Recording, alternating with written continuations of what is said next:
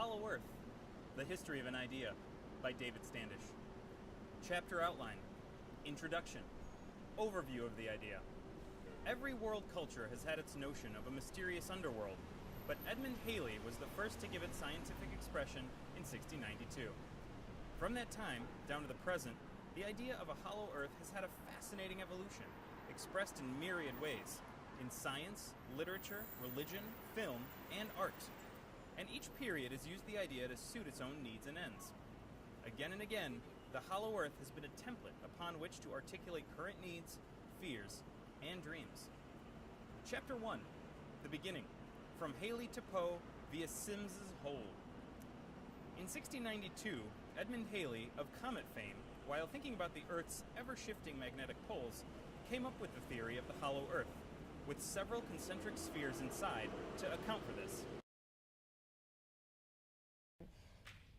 There are a gazillion things going on there all the time, and you're just as apt to hear a hip-hop, hear hip-hop singers and dancers, see dancers, as you are to somebody doing a violin solo. I mean, it's an astounding place.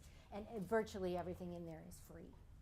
So at any given point, you just wander in and take in whatever you want to hear. I wouldn't be surprised if you didn't come across a lot of things on your beats being done there, because it's not 24/7, but it's all but.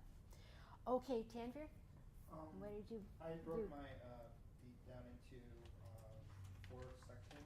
Okay. Maybe 4. One looking at mainstream Hollywood type productions. Okay. And there's a couple of them going on this summer, but I think I'm going to focus more of my energy on more independent, more niche type things. Okay. In terms of independent films, there's a lot going on here. Change the subject entirely. Change the subject, okay. Tell me about the last best meal you've had. Best meal I've had. It was in Prague.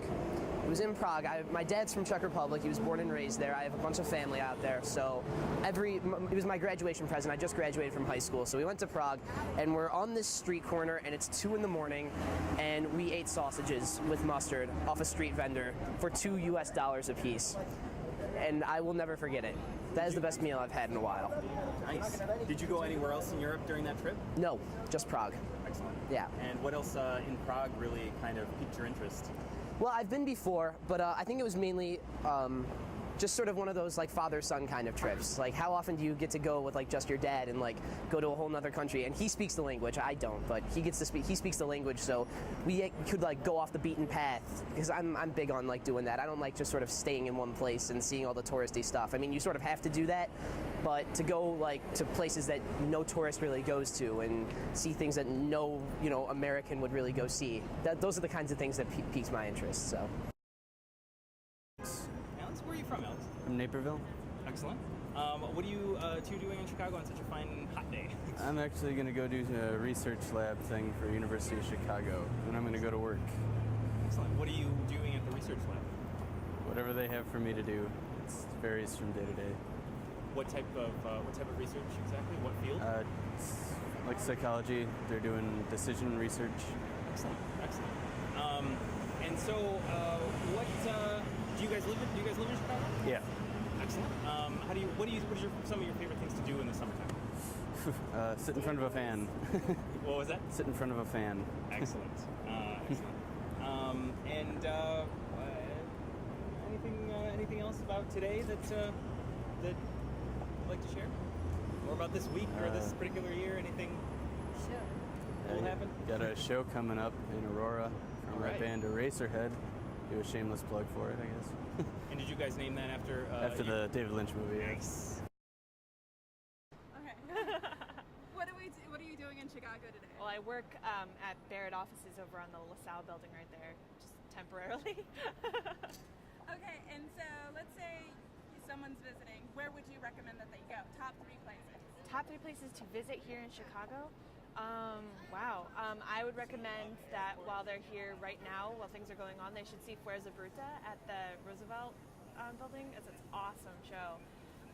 They should stop at 11th Street Diner, the because it's really good down there, and they should definitely make sure they see the lake.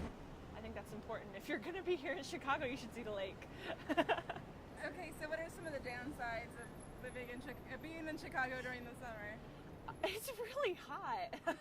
I mean, it's nice because it's not as cold as it gets in winter, but it's a little uncomfortably hot, especially if you don't have air conditioning like I don't have. So. It is hopeless for the occasional visitor to try to keep up with Chicago. She outgrows his prophecies faster than he can make them. Mark Twain, 1883. Chicago was only 46 years old when Mark Twain wrote these words, but it had already grown more than 100-fold, from a small trading post at the mouth of the Chicago River into one of the nation's largest cities, and it wasn't about to stop. Over the next 20 years, it would quadruple in population, amazing the rest of the world with its ability to repeatedly reinvent itself. Over the hill and through the wood, there was a small house with a thatched roof. And in the thatched roof lived a grandmother and 2 of her grandchildren. The grandchildren were both named Sally, which was a little confusing. But it was less confusing because Sally, the older one, had pointed toenails, and the younger one had just straight across toenails. In the little village with the grandmother and the 2 little children lived another family, a very strange family. They were strange because they were all men. No one was really sure how they were able to procreate, but every few years, a new family member would pop out of the woodwork. Besides the strangeness of them procreating, they're also really short, shorter than 3 feet. But all taller than 2 feet. It was difficult to determine whether they were actually all men. But the women of the village knew they were all men because they all had Adam's apples.